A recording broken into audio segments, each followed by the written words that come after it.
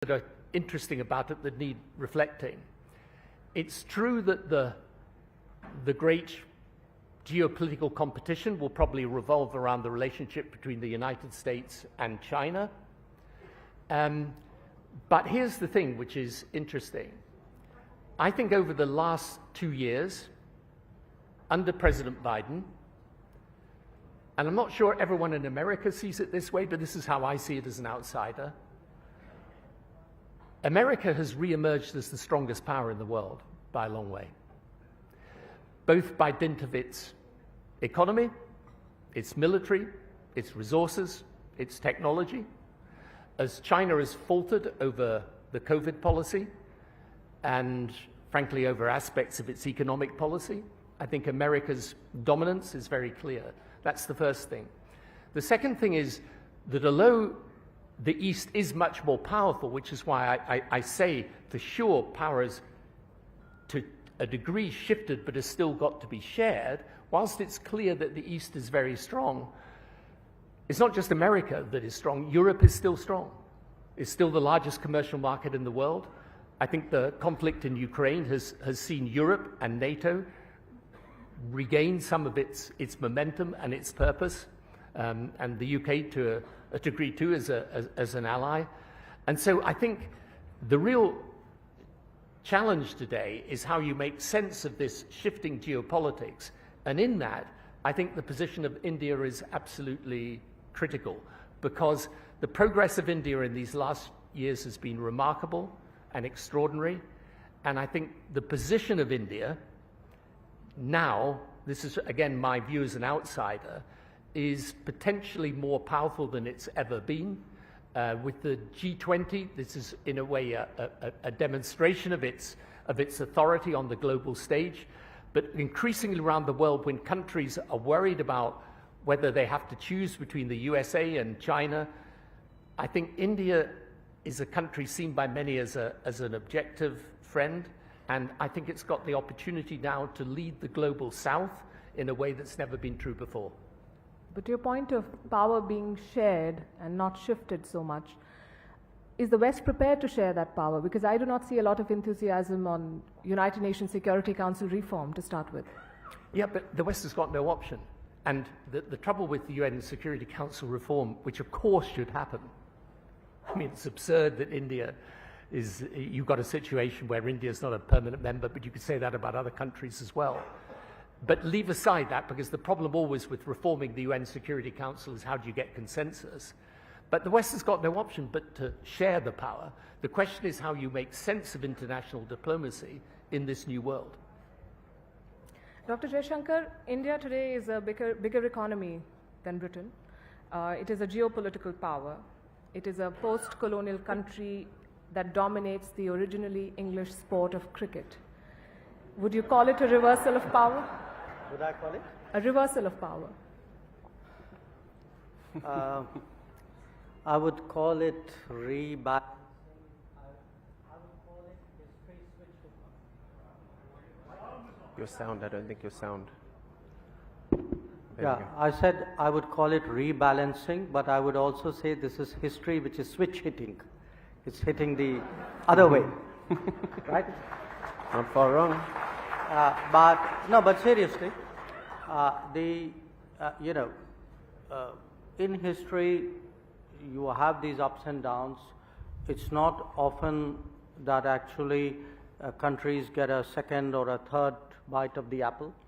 I think India today is in a very unusual position, that it is once more very decisively upwardly mobile, which a lot of other civilizational states, barring one actually, are not anymore in a position to do.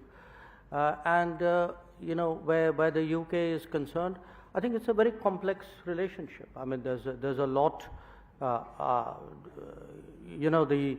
most popular film in India last year was a film called RRR. And this had to do with the British era, and just I'm trying to put it delicately, you weren't the nice guys in the movie. The reason I said... Can I sit here as a South African? Yeah, no. Please. Well, you know, the fact is, when you have this kind of complex history, there would be the downside of it. There would be the suspicions. There would be the unresolved problems. At the same time, there will be bonds. There will be similarities, and you know, cricket happens to be one of them.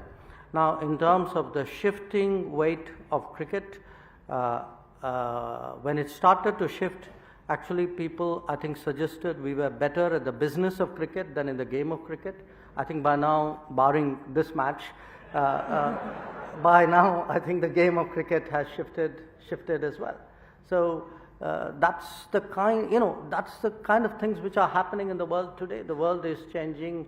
You know, there's the old, there's the new, there's the old which is now the new. Would you say we've also aced the politics of cricket, not just the game? We've been able to successfully weaponize it specifically against some of our Western neighbors. No, I wouldn't. We don't weaponize anything. We are nice people. I strongly rebut that. Look, when anything is successful, there's a natural desire to be part of that. Now, it's understandable, but if you want to be part of what is good, what is decent, what is doing well in the world, then it's also expected that the rest of your behavioral pattern would reflect that.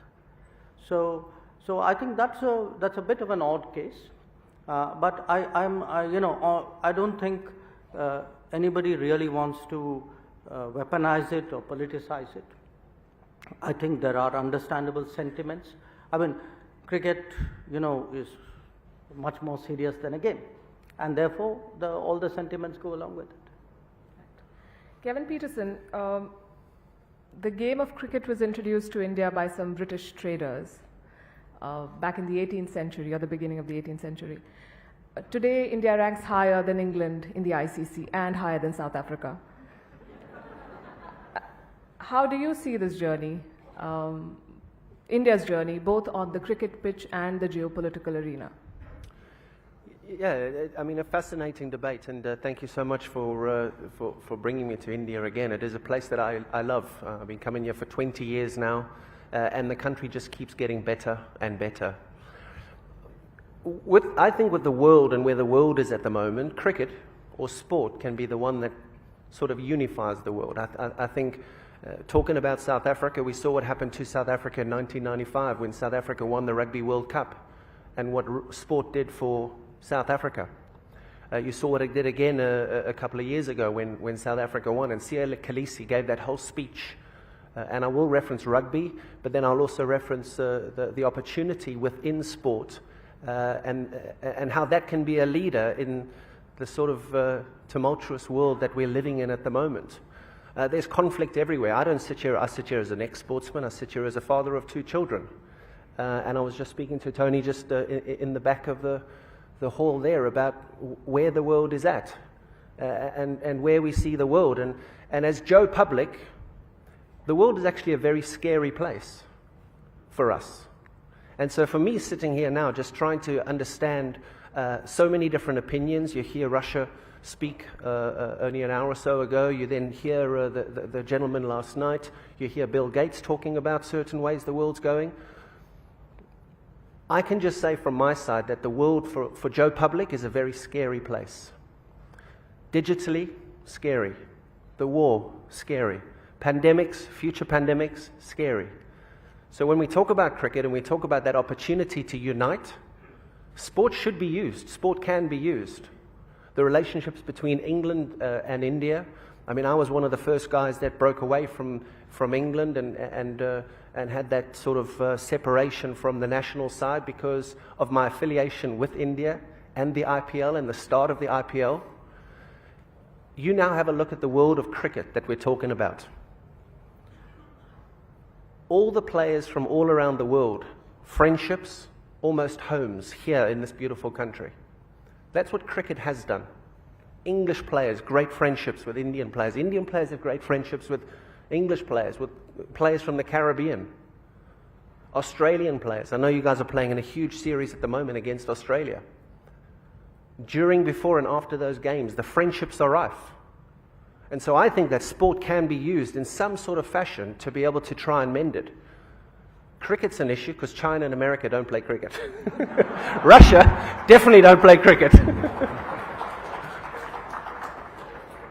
Interesting you say that, because you're also the one who's highlighted politics in the boardroom and the dressing room, and you've written about it. And how did that impact you as a player? How did it impact your game and your idea of what it takes to be a leader? Yeah, I don't think, I mean, on the flip side, I don't think politics should merge with sport in a manner where it picks teams and it favors different people. But I actually think the world has changed a lot since I wrote that book. And I actually think that right now, any opportunity to unify and to unite, whether it's countries, whether it's people, I think it needs to happen. The world has changed so much. I mean, we've just been through a pandemic. The last couple of years have been chaos for all of us. So if there are new opportunities and we need to change the way that we think, I think now is the right time to do it. And if cricket in this conversation is something that can be used, or sport is a conversation that can be used, why can't we use it? Sure. Dr. Jaishankar, from honorable rivalries to now very vicious personal attacks, would you say sledging both in cricket and in politics has become part of the par for the course? The personal attacks was the politics or the cricket? But anyway, I know the answer. Now look, you know, if I could just pick up on something which Kevin said. He spoke about sports, cricket specifically, as a way of bonding, of uniting. I also look at it in a slightly different way. I mean, think of us, you know, we're from the world of sports, from the world of politics, from the world of diplomacy, and what is common amongst the three of us? All of them are extremely competitive activities. So at the end of the day, you know, sports or politics or diplomacy are ways of taking your competitive spirit into a particular domain. Now, when you speak about leadership, leadership is about making choices, having the courage to make the choices at difficult moments in the middle of a competition. And, you know, in anything which any of us would have done, a large part of it is drilling for it on a regular basis, the sort of, I would say, the going to the nets which you would do in every business or as a regular routine, but also the mental strength and the experience and sometimes the innate talent to take the tough calls at the right time. Now, when you are competitive, yes, sometimes competition can be very extreme, and that's the kind of situation you are talking about. It will happen because not everybody would play by the rules. Not everybody, sometimes it could be temperament, sometimes it could be the compulsions of a situation. It can happen. But I would say, in my own way of working, I think if I have colleagues in the room, they would bear me out. I often, in diplomacy or in strategizing, use cricket analogies. You know, I would say I would take a particular match or a particular player and use that to get across to them that that's what I expect, or that's what I think we should do, or that's a kind of risk we should take. And in all of this, one has to plan for the fact that there will always be sledging, there will always be something beyond the rules, you know, something from the, as they say in another continent which doesn't play cricket, from the left field. Right. I want to quote from what Mike Pompeo recently said about you in his book. He called you, and I'm quoting, a professional, rational, and a fierce defender of his boss and his country. And since you believe in cricket analogies. With a captain like Prime Minister Modi, how do you really set your field? Do you play an aggressive game and close in on the batsman, or do you focus more on guarding the boundaries mostly? Well, I think with Prime Minister Modi, with Captain Modi, there's a lot of net practice. I mean, the net practice starts at 6 o'clock in the morning and goes on till fairly late. But again, there's also, and I'm sure Kevin would agree, I mean, if you have a particular bowler who you trust in or you've seen perform, you would give them the latitude. You throw the ball to them at the right moment. You would trust them to deal with that particular situation. And I think in that sense, Captain Modi does give his bowlers a certain amount of freedom. I mean, he expects you to take that wicket if he gives you the chance to do it. But I would also say some of it is watching the difficult decisions being taken. Kevin was speaking about the pandemic. I mean, all of us, if we look back at the last 3 years, the decision to lock down was a very, very tough decision.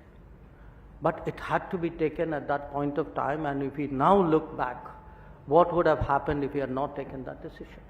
The decision to actually push the vaccines in the manner, the vaccine production in the manner in which it was done, because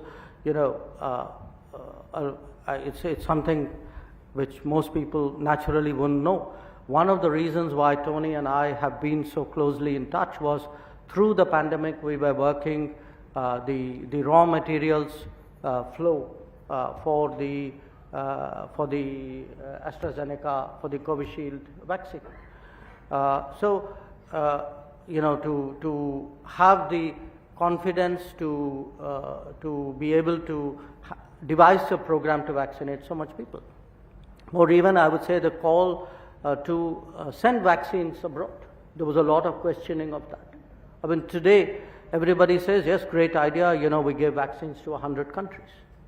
And it was a tough call, because at that time, remember, so to me, a lot of, whether it's sports, any competitive situation, is that willingness to take the difficult calls, stand by those calls, give your people the confidence that you will stand by them when they take the risks.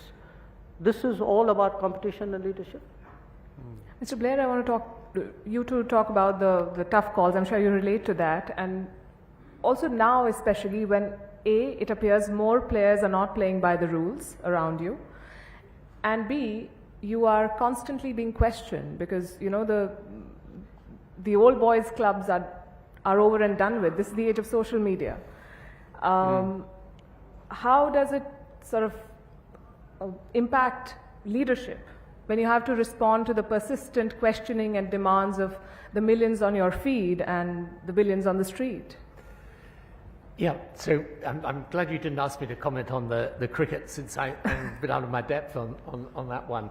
And by the way, you did ask, actually, and I didn't respond, about the UK-India relationship. It's a great relationship for the future today. And although he's not in my politics, there's a guy in Downing Street today that I think has some Indian connection. So that's a demonstration, by the way, I hope, of the open-mindedness of my country as well, which is a good thing to say. So you asked about leadership. Look, the thing about leadership in an era of social media is it's just got a lot more tough. Okay, because the thing about social media is it's frankly a plague on politics, really, because it's the platform for the loudmouth. I mean, in the end, I'm going to offend some people here, but I'm sorry, but the fact is, one of the first lessons of leadership is to understand that those that shout loudest don't deserve to be heard most. Right? Unfortunately, social media, that's where they're shouting loudest. And so leadership's been the same since time immemorial. Leaders step up when others step back. Leaders are prepared to take responsibility and take decisions. And most of all, leaders know that criticism comes with the job. You know, I always say to people, if you don't want criticism, don't become a leader. And, you know, I used to, sometimes I would complain to, you know, when I go in the flat upstairs from Downing Street and the media having a real go at me and things were a bit chaotic, let's say, you know, I'd shut the door of the flat and I'd sit down at the kitchen table and I'd start complaining. And my wife would always say to me, stop whinging, it's voluntary. And, you know, she was right. I mean, you know, no one told you to go and become a leader. But if you're going to become a leader, understand that the essence of leadership is taking responsibility and being able to face the criticism. And there's one other thing, by the way, that good leaders do, and here I think cricket is a useful analogy. A good leader picks a good team. There you are. Absolutely.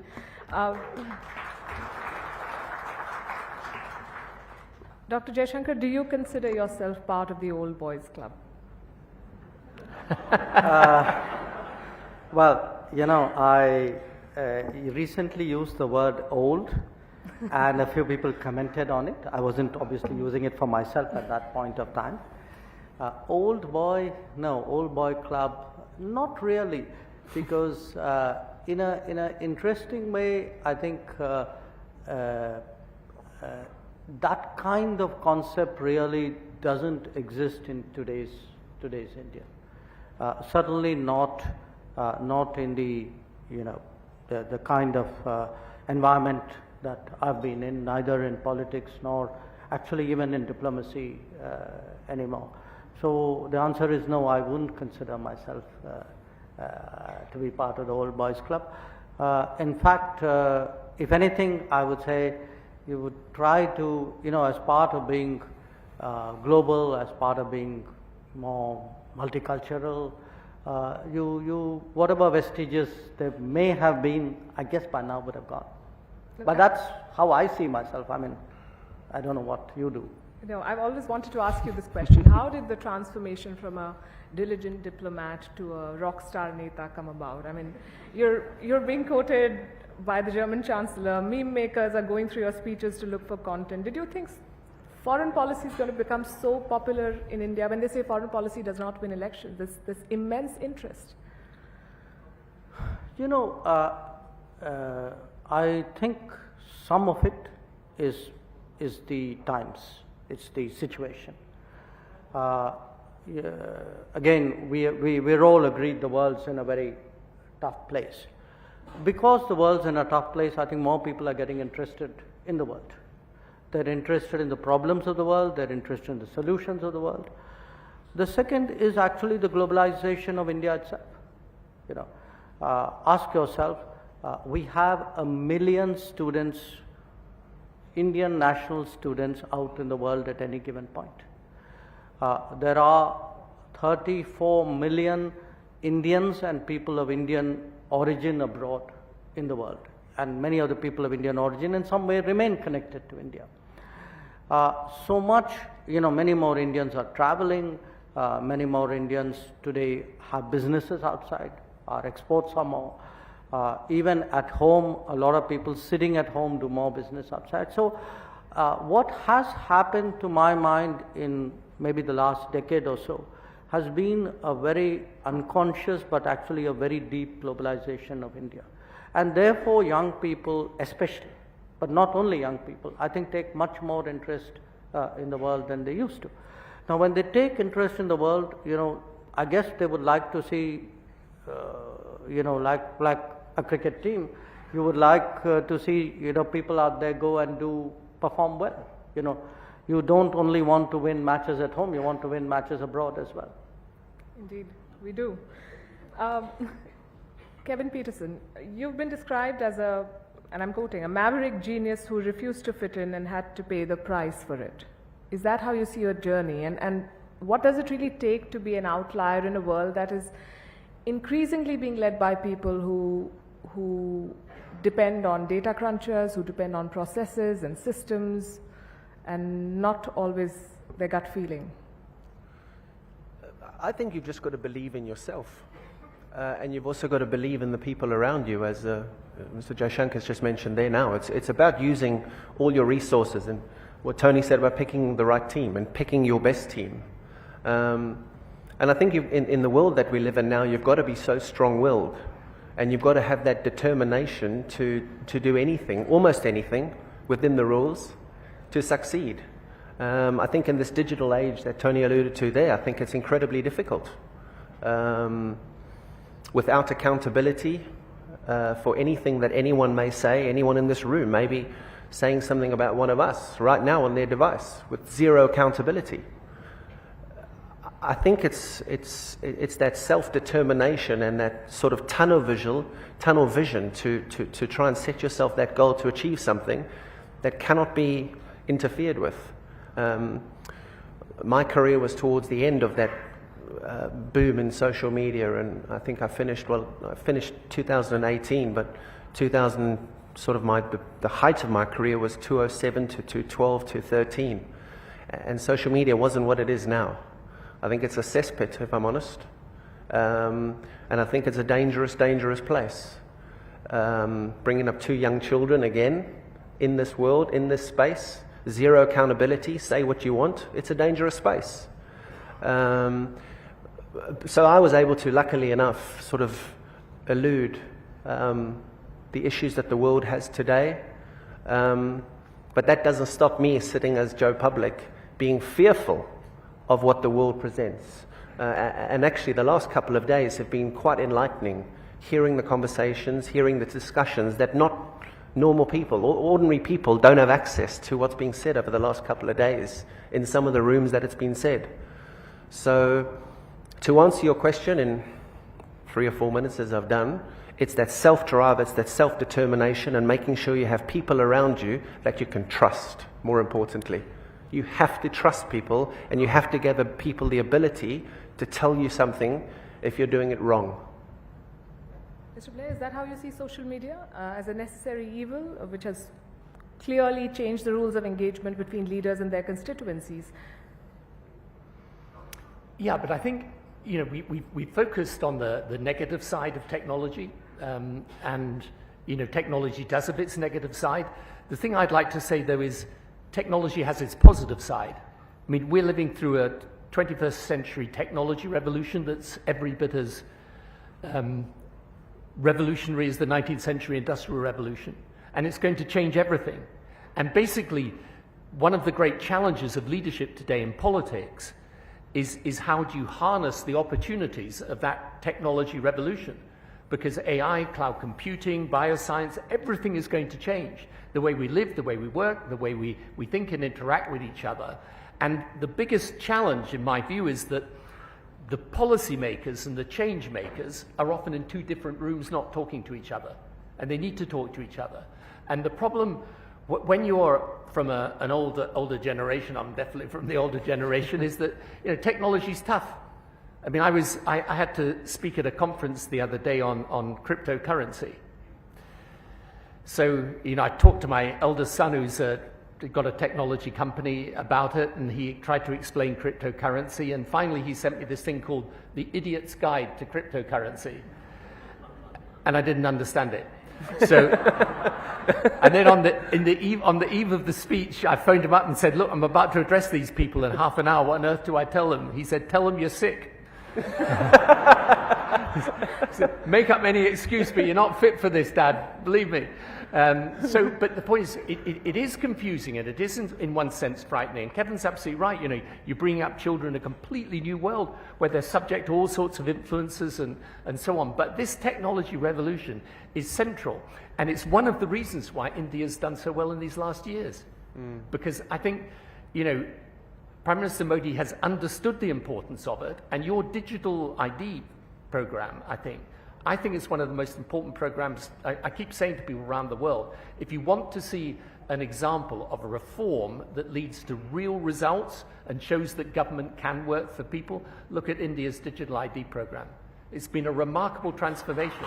And, you know, that's where, by the way, if you want to help some of the poorest countries in the world today, I think a lot of the poorest countries in the world, if they embrace technology in the right way with the right help, they don't have to replicate the legacy systems of developed countries. They can actually, in health, in education, and in the role government plays, they can bypass all of that. So technology, yep, it's got its downsides, but it's a fact, and if we understand it and we master it properly, we can make it work for people. Dr. Jaishankar, was this a sort of a conscious leadership call that this is the age of IPL, we don't want specialists, we want all-rounders, we want leaders who can deliver on policy and also communicate it effectively? No, that's a completely new analogy you're using. You want all-rounders. I still think you need specialist batsmen, right? You need them all. Yeah. So all-rounders have a use, but I think you also have people who have domain skills. My sense today is actually governance has become very complex. In an interesting way, where politics is concerned, it's not so much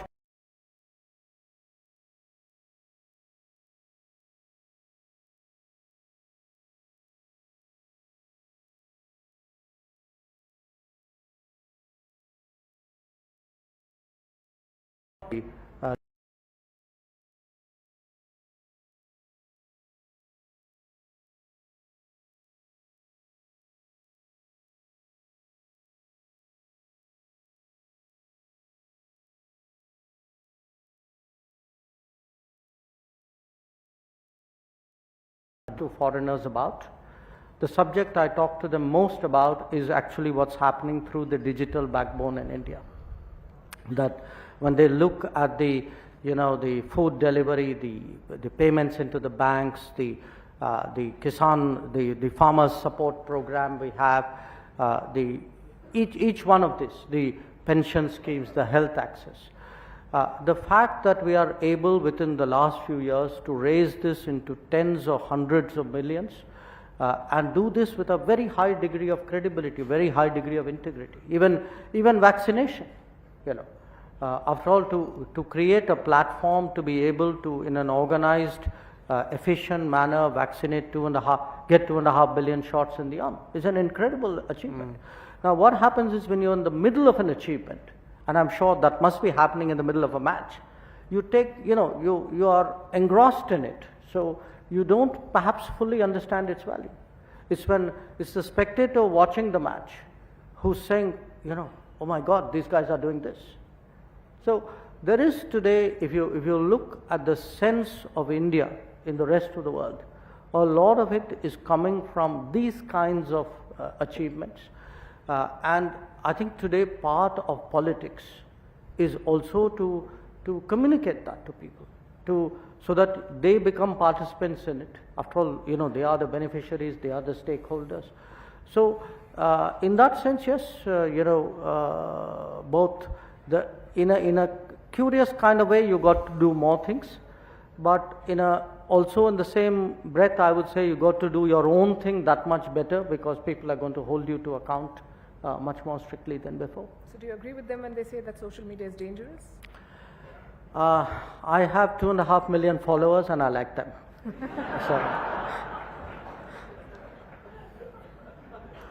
Wonderful. Kevin Pietersen. How many? 2.5 million. I started late. And I never started. You've done well. Your take on politics today, and since you've spoken about how so many things in the world today bother you, are you thinking of taking a plunge in politics and probably fixing some of them? I think it's the poison chalice at the moment, but I think with the poison chalice comes incredible leaders. And if leadership is something that you want to get involved in and you are going to cop a lot of stick with, and you want to accept it and you want to understand it and you want to acknowledge the fact that it's going to happen, then absolutely. I mean, just sitting here as Joe Public, being invited to this conference and being privy to some of the conversations, I know I speak for a lot of people wanting the world to be a better place. I know I speak for a lot of people who I mean, I can speak to most of the men in this room, and you argue with your wife. Sometimes you have to just accept that she's right, even though she may not be right. But to have peace, sometimes you need to do that. And I just think that maybe people should get in a room and maybe people should just sit together and accept that it might not be ideal. But what I'm trying to explain is that we're not living in a world which is very peaceful. It may be a little bit safer, not safer in some places. And I live in London, I live in the UK. The UK has a lot of issues, a hell of a lot of issues. So I suppose I just sit here saying, will I get into politics? Absolutely not.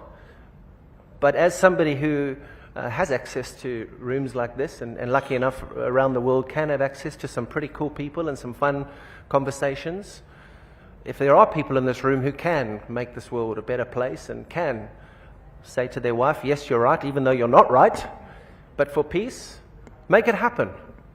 Please. I think just getting people together in the room is sometimes not enough. You can ask Dr. Jaishankar, he tried yesterday.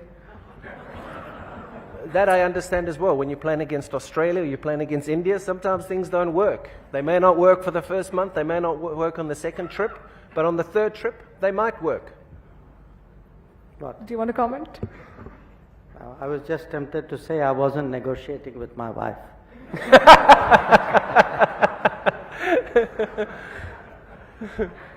Right. I'm not sure if you're supposed to take audience questions. No? Okay. Okay. So I'm going to thank you all for your comments, and I'm sure your words will inspire many and will give guidelines for leaders of the future. Thank you very much, and all the best. Thank you. Now, we have a special token for all of you. Since we were talking cricket, we are going to give you a straight bat. So we have this is a special bat. Amit Bhagchandka had actually put this together. This is the bat which has the signatures by the same pen of all the cricket team of 1983, the dream team of 1983. So we are giving all of you one of these cricket bats to carry back with you. And I don't think you're ever going to have someone else be able to do this, because we have lost a member of that team. So this is also very special in that sense. It commemorates all 16 of them who were part of the 1983 World Cup winning Indian cricket team, right?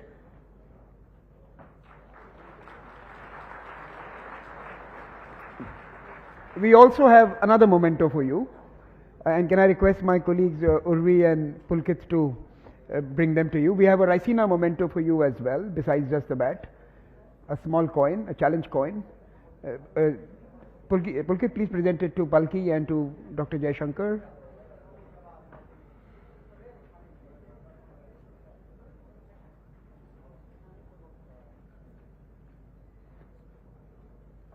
Now, can we get a family photo of the four of you? You know, when I put this panel out online, I received number of comments that what kind of a panel is this? This is a curious panel, as one Australian put it. The one Australian